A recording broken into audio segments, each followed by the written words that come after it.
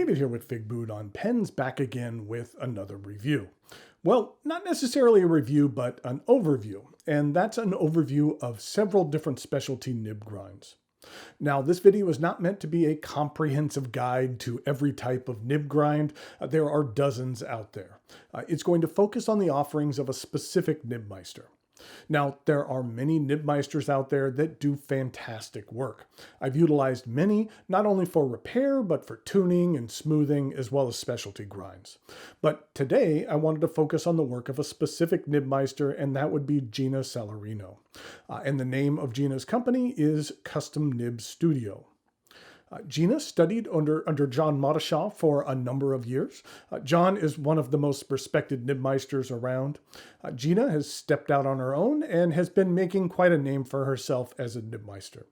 She's partnered recently with Esterbrook for a custom medium stub nib that they offer called the Journaler. And she's also partnered with Goulet Pens as well to offer a medium cursive italic nib on a Diplomat Aero model. While at the DC show last year, I had Gina put a cursive italic grind on one of my Leonardo pens. What I'm going to do today is take a closer look at 6 different nib grinds that Gina specializes in, what the features of each are, and how they perform for my particular writing style. And that is an important aspect of a nib grind. A grind might be executed perfectly, but for your particular style of writing, it might not be a good match for that specific grind. That's why often people who provide nib services will ask you things like, which hand do you use to write? How much pressure do you use? What is your preferred ink flow? What angle do you hold your pen? Things like that, which all need to be taken into consideration when determining if a grind will work personally for you. And thanks go out to Gina for providing these nibs you will be seeing today on loan for me to share with you. So let's take a look at some nib grinds. And in order to do that, please join me over here at camera 2. Okay, I have 6 different grinds to go over today. In addition, I thought it might be a good time to showcase a number of pens from smaller manufacturers or custom pen makers. Most of their pens will accept number 6 JoWo nibs. To begin with, each of the nibs that I'm about to show you began their life as a broad JoWo number 6 nib. This is what a broad nib looks like under a microscope. You can see here that there's a fair amount of tipping, which gives a nibmeister a little more to work with. Though you could apply these grinds to just about any type of nib, whether it be broad or fine or medium. First up is a pen from the Carolina Pen Company. The material of this pen is called Earth Magic. It was a custom material that Jonathan Brooks created for a customer, and after I saw one of my friends with it, I just had to have a pen made out of it. I just love the vibrant blue of this material mixed in with the copper brown. But the nib I have on here is a left oblique. A left oblique nib is one that is cut at a 30-degree angle. Sometimes you'll hear them referred to as left-footed. They are especially suited well to users which rotate their pens a little bit to the left. And then here is a close-up of the top of the nib. First of all, you'll notice that in the slit between the tines, there's a bit of excess material. This is very common for brand new nibs to have a bit of residue in there from when the tine was cut on the nib. That's why it's a good idea to flush out a new pen with some warm soapy water before you use it for the first time. I know that it's very tempting to just ink up a pen right away and use it right away, but taking that extra minute or two to flush out the nib will pay dividends in regard to an out-of-the-box performance. And that's for all pens, not just specialty grinds. But in regard to this nib, you can see how the nib is angled down and to the left. As I said, this nib works best if you slightly rotate the nib to the left. This grind works very well for me personally, and because I tend to naturally rotate my nib to the left. So this fits my style of writing very well. And so here we have here is the Carolina Pen Company. And then actually the name of this model is the Charleston. And then it's just in that Earth Magic material. And the ink that I'm using today, and I'm using the same brand of ink for all of these pens. I'm using Pilot Iroshizuku ink, and this particular ink is Kujaku. It's a real nice blue, a little bit darker than Konpeki, but still one of my favorite ones out there for Iroshizuku. You can see here that it adds a bit of character to my writing, that this grind will have narrower horizontal strokes and vertical strokes will be a little bit thicker. I find this nib to be very smooth as well, but it works best when you do rotate it a little bit to the left. If you have it perfectly straight, it still will work okay, but if you rotate it slightly to the right, then it's not going to work at all. So this is one where you need to pay attention, and you're going to get the best feeling for it and the best performance if you do angle it slightly to the right. They do also make right obliques, which are cut 30 degrees in the other direction. And those are best suited for someone who rotates their nibs to the right, or someone who is left-handed would also get good use out of it as well.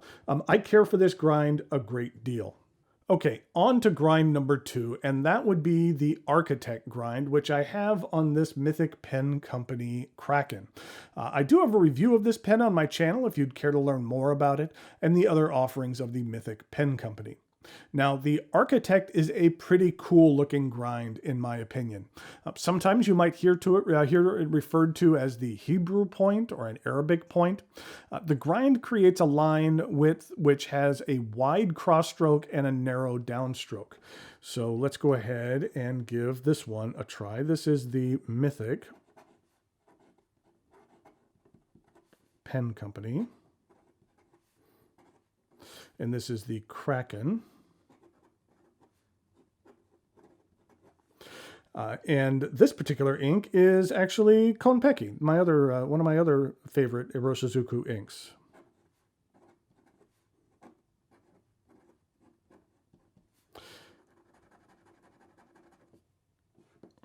It's kind of a more vibrant blue as opposed to the Kujaku, which is kind of a blue-green.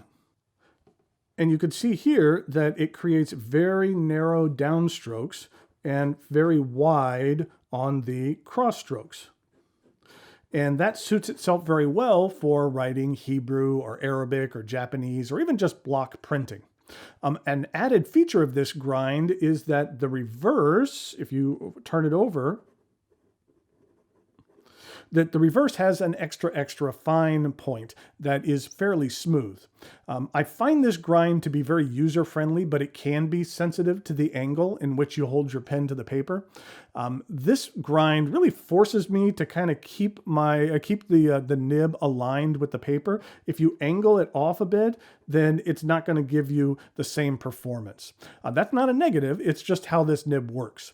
Again, I really care for this grind. I don't own a pen with an Architect grind, but I think that needs to change. They're a lot of fun to use. Okay, you saw the Architect, and now I have for you the Reverse Architect, and that can be found on this Edison pen company, Herald. Now, a Reverse Architect nib is rather unique.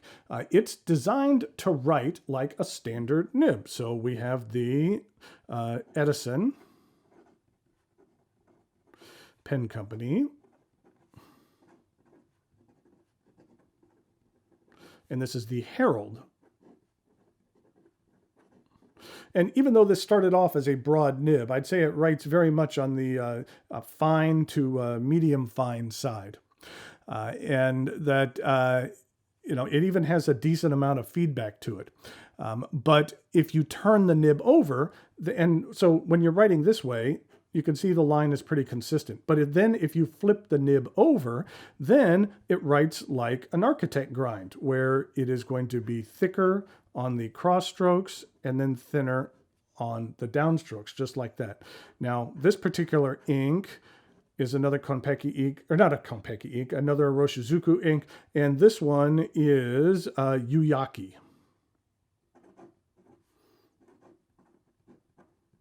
And you can see, actually, when you do the side strokes, this ink ends up showing up a lot lighter than when you end up doing the downstrokes. So there's a bit of shading to this ink depending on how it's being used out of this nib.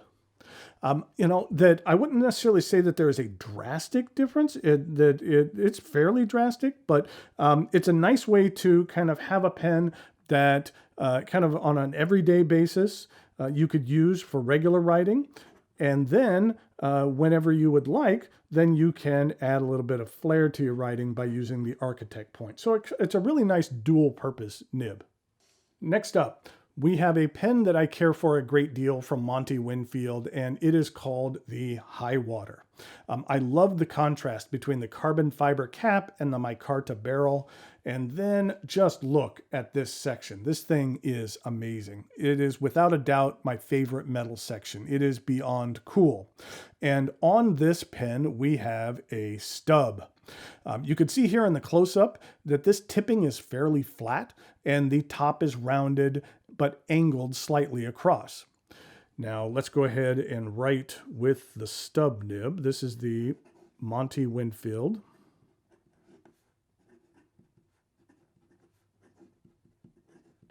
Highwater.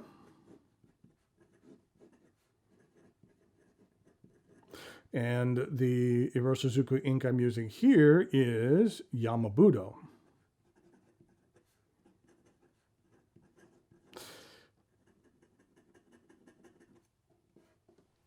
Now, stub nibs will have some line variation. You're going to get wider downstrokes and thinner cross strokes here. But stubs can also tend to be very smooth.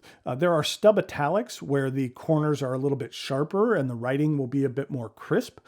If you like line variation as well as smoothness, then checking out a stub is probably where you want to start. This one is very smooth and very nice. I like this one a great deal. Okay, 4 down, 2 left. Next up is another grind I really enjoy. I know I'm saying that a lot, but just about all of these are ones that I'm really enjoying playing with, and that is the Cursive Italic. And I have it loaded up here on one of my favorite acquisitions from this past year, which is this beauty from Ryan Krusak, which is the Legend 16 in Heartwood and Sapwood. This pen is just too cool. Now, in regard to the nib, cursive italics are going to be very similar to stubs, but will have a greater line variation width between the cross stroke and the downstroke. So here we have the Ryan Krusak, and this is the Legend 16, and we'll just say it's the Heartwood. We'll just say it's the Heartwood sap. Well, you can fit it in here. Heartwood Sapwood. And the ink that we're using for this one is the Murasaki Shikibu.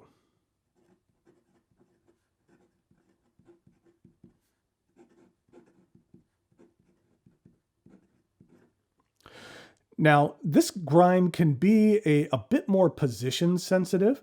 You are going to get a decent amount of line variation on here, even more than with the stub. You can see that there's a fair amount of difference between the cross strokes and the horizontal strokes. Now, if you end up rotating this slightly, then it might not work as correct. See, if I rotate this slightly to the right, it's not working much at all. It works a little bit okay when you do it to the left, but when you find the sweet spot, this nib is very enjoyable. You can really notice the line variations in the strokes, and that it really adds a lot of character to your handwriting. And the cursive italic is basically the opposite of the architect grind, which had narrow downstrokes and wide cross strokes. So it's basically, like I said, the opposite of the architect grind. And finally, we have this little neat pen right here from the Woodshed Pen Company, and this is called the Shimmer. It was part of a Kickstarter project from late last year. I just love the way the light plays with the material, and it just really adds some life to this pen. And the nib that I have on here is called the Perspective. Now, the Perspective is similar to an architect in that the downstroke is more narrow than the cross stroke. Let me go ahead and just do a little bit of a writing sample, which is the Woodshed.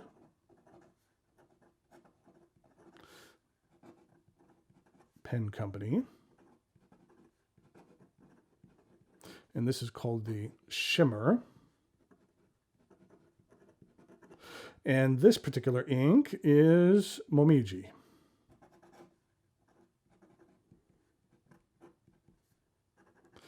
And it's a nice kind of a pinkish red. You could see here that you're going to have more narrow cross strokes, and for the side strokes, then it is downstrokes are going to be narrow, and the side strokes are going to be slightly greater. But this is a specialty grind that was developed by Gina of Custom Nib Studio, and so it's kind of a combination between an Architect and a Zoom nib. Sealer has a similar nib to this called the Zoom, and so what happens is it can change depending on the angle in which you use it. So if you have the pen at a greater angle, then your cross stroke is going to be much more narrow or much more thicker than if you have it angled a little bit up. And the same goes for the downstrokes, to where when you have it angled more, they're going to be thicker, and then it's going to be more narrow if you have it with less of an angle. And then similar to the Architect, that if you reverse this, then you have a nice, what was I going to write? I was going to reverse.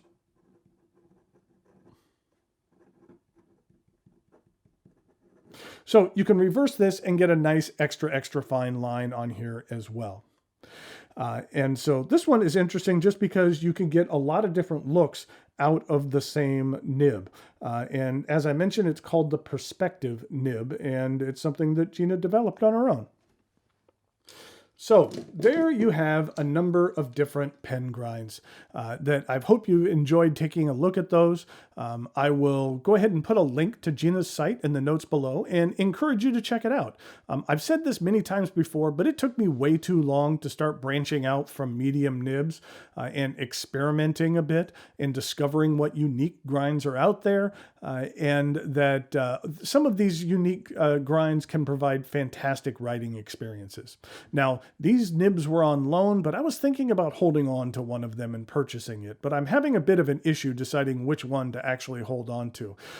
Each of these grinds brings something interesting to the table, but there are probably three that I've really enjoyed testing out. I'd say the left oblique, the stub, and the cursive italic really fit my writing style very well. So I'll have to think about this a bit more, but I'm probably going to be holding on to at least one of these, and it'll be tough to not just purchase all three. So I hope that you've enjoyed taking a look at a number of nib grinds here, and that it gave you some idea as to what you might want to check out for yourself. Until next time, thanks for watching, and I'll talk to you later.